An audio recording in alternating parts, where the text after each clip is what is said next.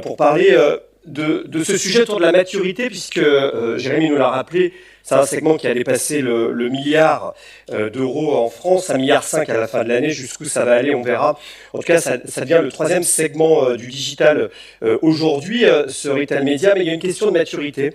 La France, avec sa spécificité d'être l'inventeur du retail, puisqu'on rappelle que on a été les inventeurs, le premier hypermarché c'était Carrefour en France, fait que ce paysage de retailer a généré beaucoup d'appétit autour du retail média avec, je crois, plus de 80 acteurs régis aujourd'hui en France, alors que dans les pays anglo-saxons, on est à 4 ou 5, avec notamment sur l'alimentaire, Tesco sur le UK, Walmart sur les États-Unis, et puis évidemment sur le e-retail avec Amazon sur le non-alimentaire qui aujourd'hui dépasse les 80%, je crois, dans certains pays anglo-saxons, et plutôt autour de 70% en France. Aujourd'hui, alors, on va parler justement de ce marché du retail média et de sa singularité. Je vais d'abord m'adresser à Robin Schneider de Groupe M-Commerce pour qu'on puisse reposer les choses. Ma première question, c'est la France, c'est vraiment le village gaulois du retail média ? Bonjour à tous, j'aime bien cette expression de village gaulois. Effectivement, c'est un petit peu le cas. Déjà, on a un marché qui est très fragmenté, avec, comme vous l'avez dit, plus de 80 acteurs qu'on dénombre aujourd'hui. Quand nous, on a fait notre premier panorama en 2020, on en comptait environ 20, donc ça a beaucoup évolué. Ça s'explique déjà parce qu'on est un vrai pays de distributeurs avec une vraie diversité dans le panorama. Aussi parce que le retail média, c'est un levier qui a prouvé sur ses premières années d'existence son efficacité. Et du coup, il y a beaucoup d'acteurs qui se sont lancés, de distributeurs, mais aussi de régies tiers. Et ça s'explique aussi, et c'est un mouvement qu'on voit depuis 2-3 ans, de plus en plus de distributeurs qui vont chercher à internaliser les capabilities. Et on a vu il y a 3 ans la création d'Infinity par Intermarché et Casino. Il y a 1 an, Retailium par But et Conforama, ou encore plus récemment, Unlimitail avec Carrefour ou Values avec les enseignes Mullier. À l'étranger, effectivement, on va se concentrer sur moins d'acteurs parce que le panorama est aussi moins diversifié. Aux US, on va avoir des gros acteurs comme Walmart, Target, qui sont vraiment présents massivement sur tout le pays. On va aussi avoir plus d'acteurs tiers, on va dire, qui vont rassembler dans leur plateforme plus d'enseignes. Il y a aussi, si on se compare à l'étranger, un sujet lié à la maturité des capabilities, où aujourd'hui, on se compare beaucoup avec les marchés UK, avec les marchés US, parce que souvent, ce qu'on observe aujourd'hui, ça va se répercuter chez nous 3 ans après. Donc on a un léger décalage et un léger retard. Je vais vous donner 2 exemples. Le premier, c'est les produits sponsorisés. Il y a 3 ans, encore 3-4 ans, c'était pas si répandu que ça sur les enseignes. Maintenant, c'est totalement généralisé. Mais à l'époque, il y a 2-3 ans, c'était complètement la norme aux US et au UK. Autre exemple, la plateformisation et l'achat en self-service. Aujourd'hui, c'est pas encore généralisé. Il y a 2-3 acteurs en France qui proposent des plateformes où on peut directement acheter le média et ça nous donne beaucoup de gains en termes de productivité, de réactivité ou en termes d'optimisation. Et ça, c'est complètement la norme et c'est généralisé sur les marchés UK ou US par exemple.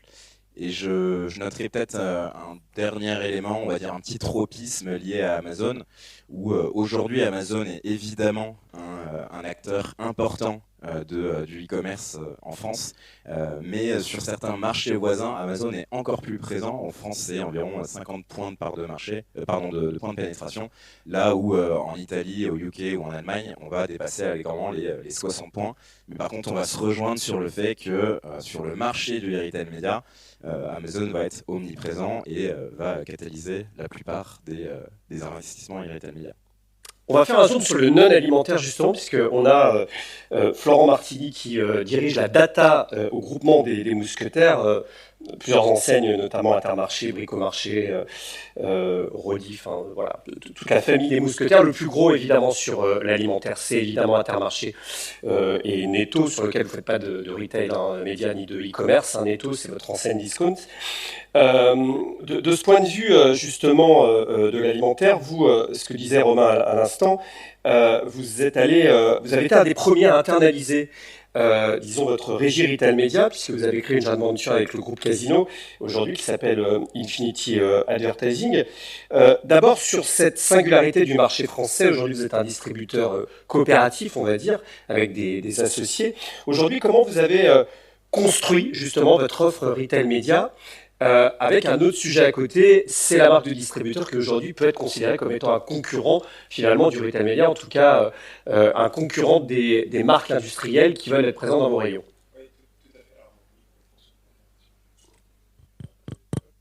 On va l'allumer. Est-ce que ça marche? Ouais, c'est bon. Du coup, effectivement, nous, côté distributeur alimentaire, en fait, on a un positionnement un peu particulier sur ce marché parce qu'on a la conviction qu'on est assis sur un tas d'or. Et c'est pour ça que les distributeurs alimentaires, et notamment les indépendants, qui dominent largement, je rappelle, le marché français entre Leclerc, Intermarché et Coopérative U, on domine vraiment le marché français. Et donc, quand ces groupes savent qu'ils sont assis sur un tas d'or, ils ont tendance à vouloir internaliser les sujets parce qu'ils savent que ce sont des vecteurs de croissance à forte marge. Donc, sauf Coopérative U qui n'a pas de régie retail média encore. Pour le moment. Ça devrait arriver, j'imagine, assez rapidement. Et du coup, effectivement, on a en fait finalement trois grandes masses avec lesquelles on doit trouver un équilibre. Donc il y a la partie retail média, effectivement, qui a des marques nationales et qui nous procure effectivement des marges intéressantes sur le e-commerce et également au niveau du point de vente avec la partie DOH. Mais on doit également articuler ça avec toute l'offre marque de distributeur. Chez Intermarché, on réalise plus d'un tiers du chiffre d'affaires avec des marques de distributeurs. Et ces marques de distributeurs, elles n'ont pas vocation à faire du retail média chez nous, sinon ce serait poche droite, poche gauche, parce que notre régie retail média est une captive en interne. Donc ça, c'est assez intéressant. C'est-à-dire que, par exemple, sur le drive d'Intermarché, il n'y a pas d'espace dédié à vos marques de distributeurs, alors sans évidemment passer par votre régie, parce que ça ne servira à rien, mais du coup, il n'y a pas de l'inventaire consacré à ça? Si, justement, c'est ça qui est compliqué. En fait, ouais. Ce jeu d'équilibre, en fait, il y a trois choses, même, je dirais un peu plus loin, il y a trois choses. Il y a la partie achat, les négociations aux achats qui permettent d'avoir l'historique, c'est-à-dire du trade marketing. Voilà, donc ça c'est une partie. On a la partie retail média avec la mise en avant de produits sponsorisés de marques nationales. Et on a également la partie marque de distributeur qu'on met en avant d'autres manières. Et en fait, la complexité, c'est d'arriver à articuler des marques de distributeurs sur lesquelles, nous, étant producteurs et commerçants, forcément, on maîtrise toute la chaîne de valeur. Donc on a potentiellement une marge intéressante, notamment sur l'e-commerce. Et à côté, des marques nationales qui souhaitent avoir des tuiles tout en haut ou avoir une recherche sponsorisée la plus intéressante possible. Donc, c'est assez compliqué à faire, mais ça demande donc d'aligner des équipes e-commerce, d'aligner des équipes achats et d'aligner des équipes retail média. Voilà. L'histoire de la fragmentation, c'est aussi le sujet, on en parlera dans un instant avec Estelle notamment. Vous avez décidé d'internaliser, mais par rapport à d'autres comme Unlimited, où eux, l'idée c'est aussi de proposer la plateforme à d'autres distributeurs, vous restez entre vous chez Infinity. C'est une bonne question. Pour l'instant, on reste entre nous. Après, on regarde comme tout le monde, c'est un marché fragmenté, et comme tous les marchés fragmentés, ils ont tendance à se concentrer à un moment. On le voit au niveau des achats alimentaires, en tout cas, il y a des concentrations qui se font. Donc, nous, dans tous les cas, on sera attentifs aux futures concentrations, que ce soit chez nous ou ailleurs, pour voir ce qu'on fait effectivement à terme avec ces structures. On va rappeler que 50% de part de marché dans le retail média alimentaire, c'est Leclerc avec Consorégie. Je crois que c'est un chiffre. Sur le e-commerce, donc le drive, essentiellement, parce que ça, c'est aussi une spécificité française. Voilà, quelques chiffres. Justement, comment amener le marché vers cette maturité? On a vu, on parle de fragmentation, mais c'est aussi une richesse, puisque ça génère de la créativité avec des stratégies très intéressantes. Mais à un moment, il faut ranger sa chambre, et c'est pas chez Groupe M-Commerce qu'on va dire le contraire. Et comment on arrive vers cette maturité? Estelle, toi chez Criteo, vous avez pivoté le modèle de Criteo il y a quelques années justement vers le retail média, le commerce média, avec cette idée d'interconnecter, disons, les différentes plateformes, de plateformiser aussi d'une certaine façon les achats du retail média. Et évidemment, derrière, c'est la mesure, hein, la mesure unifiée. Justement, en quoi, aujourd'hui, c'est vital pour le retail média, en tout cas pour son développement, selon toi, d'aller encore plus loin dans la coopération entre les acteurs pour instaurer ces standards communs? Alors, le retail média, là, c'est sûr que tout le monde en parle. Tout le monde sait qu'il y a des croissances dingues. Mais pour ramener ce marché à maturité, j'ai bien aimé un des points qu'a montré Jérémy en conclusion de l'étude. Il a parlé d'omnicanalité totale ou complète. Et donc, je pense que là, c'est hyper important parce que ça montre qu'il faut faire une synergie entre tous les éléments de l'écosystème. Donc, il y a retail média, on parle beaucoup du on-site, du off-site. On parle de CTV, de plateformes vidéo, mais il y a aussi les canaux historiques, l'in-store et le DOH. Et donc je trouve ça hyper important parce que quand on aura tout ça, on aura une couverture complète et on pourra toucher le consommateur à chaque moment de son parcours d'achat qui est quand même devenu un peu complexe. Et donc c'est clair que la maturité va passer par là. Et tu le disais, Romain l'a présenté aussi, le marché est hyper fragmenté. C'est-à-dire qu'une marque, une agence, elle va s'adresser à beaucoup, même plusieurs dizaines d'acteurs du retail média. Et tout le monde aura son standard, son format, sa mesure. Et donc je pense que là, vraiment, c'est là où ça va pêcher. On n'arrivera pas à à franchir un pas et à avoir une économie d'échelle et puis avec des campagnes de plus en plus performantes. Et donc moi, ce qui me fait un peu sourire, c'est que je trouve qu'on est tous en train de se dire il faut qu'il y ait une mesure unifiée, il faut qu'il y ait des standards, mais on en parle, mais maintenant il faut se dire que c'est cette interopérabilité. Si on veut vraiment arriver dans un retail média augmenté, ben, il faut qu'on le fasse, quoi. Vraiment, il faut qu'on se mette tous d'accord, les adtech, les retailers, les marques, les agences, et qu'on y aille, quoi. Romain, justement, juste un petit mot là-dessus, ce que disait Estelle, c'est qu'à un moment, vous faites des arbitrages. Si vous avez aujourd'hui des dizaines et des dizaines d'offres, comment on fait? On en laisse sur le bord du chemin, on se complexifie, puisqu'on parlera évidemment de l'aspect humain là-dessus, puisque chez les marques, chez les distributeurs et en agence, voilà, c'est des métiers assez nouveaux sur lesquels il faut arriver à trouver des talents et des compétences. On en parlera dans un instant justement. Mais aujourd'hui, dans les arbitrages, face à cette fragmentation très forte, c'est comment on arbitre justement? C'est vrai que au vu du marché qui est ultra fragmenté, il y a 1000 façons de faire, il y a 1000 façons d'approcher la data. Évidemment, on va prendre en compte on va dire des aspects un peu plus business par rapport aux intérêts et aux objectifs de nos clients. Mais nous aussi, on va chercher à prioriser les enseignes qui sont, on va dire, les plus transparentes sur la manière de mesurer derrière les résultats et qui nous donnent le plus de billes aussi derrière et aussi ceux qui proposent des capabilities les plus adaptées et les plus poussées par rapport aux objectifs que nos différents clients peuvent avoir. Sacha Bismuth, tu représentes Miracle, c'est une licorne française qui aujourd'hui est une plateforme technologique à destination des e-commerçants. Vous êtes aussi dans le retail média puisque vous proposez une offre également à destination des marques et des retailers, des e-retailers. Aujourd'hui, je vais t'interroger justement sur ces défis autour du développement des talents pour accompagner la transformation technologique. Il y a une vraie culture à avoir, la culture du retail média, puisque c'est quelque chose d'encore très nouveau, le retail média. Justement, quelle est ta position justement pour atteindre ces défis et en tout cas pour répondre à ces défis de l'accompagnement du développement des talents dans cette transformation technologique? Alors bonjour à tous. Effectivement, nous on a la chance de travailler avec plus de 450 retailers dans le monde. Et il y a un sujet de maturité et de ressources. On a souvent tendance à voir le verre à moitié vide en France. Bon, pour avoir beaucoup voyagé cette année dans d'autres pays comme l'Espagne, comme la Suisse, comme l'Italie, on est quand même expert sur le sujet du retail media. Mais effectivement, par rapport à d'autres pays, comme c'était évoqué, l'Allemagne, le UK, les US encore plus, il y a un petit décalage. Et nous, comment on accompagne nos clients? On les accompagne sur 3 sujets.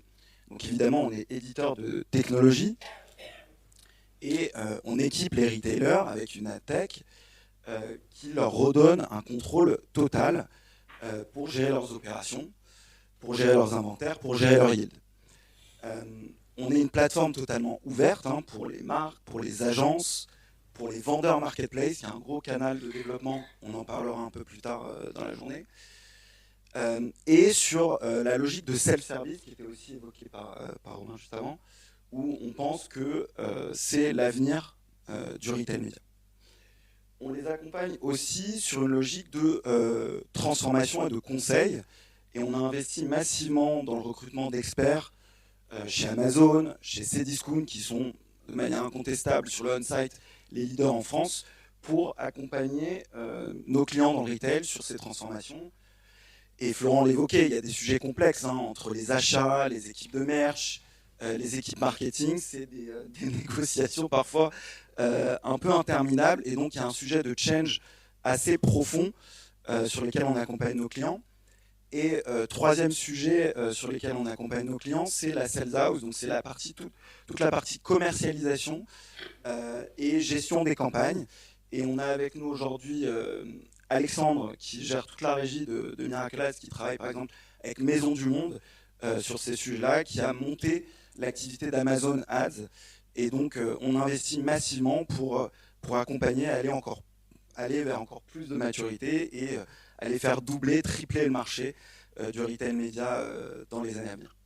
Florent, justement, pour parler de ces talents, comment on s'équipe côté distributeur, retailer, pour répondre à cette difficulté aussi, puisque vous aussi, vous êtes un peu central là-dedans, entre les achats, entre le retail média. Comment ça fonctionne chez les Mousquetaires? Alors chez les Mousquetaires, on a créé une direction qui s'appelle monétisation de la data, mais en fait, finalement, c'est qui regroupe plusieurs choses. On a la data, le retail média, le data sharing, l'intelligence artificielle, etc. En fait, nous, l'objectif, c'est que cette structure, elle est remontée au niveau du groupement. C'est-à-dire, elle est remontée directement au niveau du directeur général et du président, et ça permet de faire le lien directement entre les achats, parce qu'on a des centrales d'achat qui sont cross-enseigne, c'est-à-dire qu'aujourd'hui, il y a des annonces qui ont été faites récemment.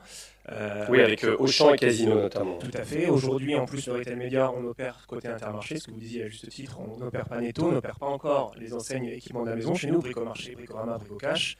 Il n'y a pas de retail média dessus encore. Pour le moment.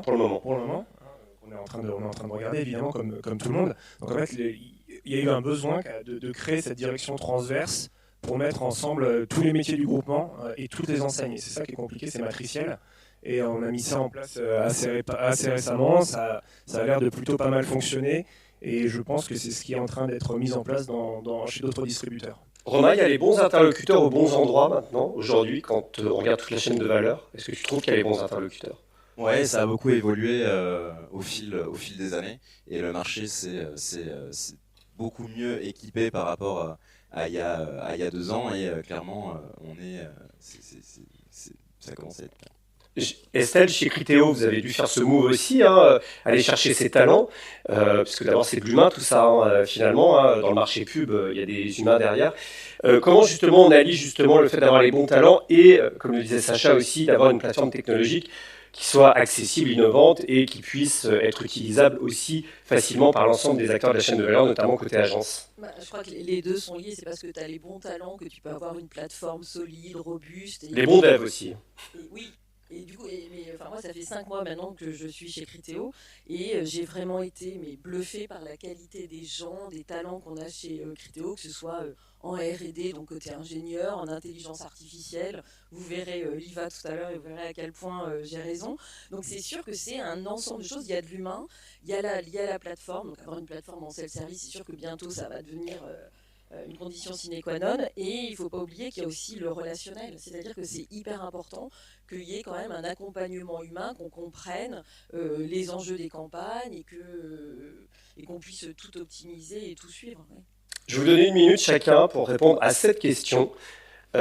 Comment atteindre cette maturité à l'horizon? Allez, j'avais des chiffres, 5 ans, je crois que Miracle me disait qu'on allait multiplier par 3 le retail média en France, en tout cas sa valeur. Dans les 5 ans, comment atteindre cette maturité? Qu'est-ce qui manque? Vous avez 1 minute chacun. Je vais commencer par Romain. Merci.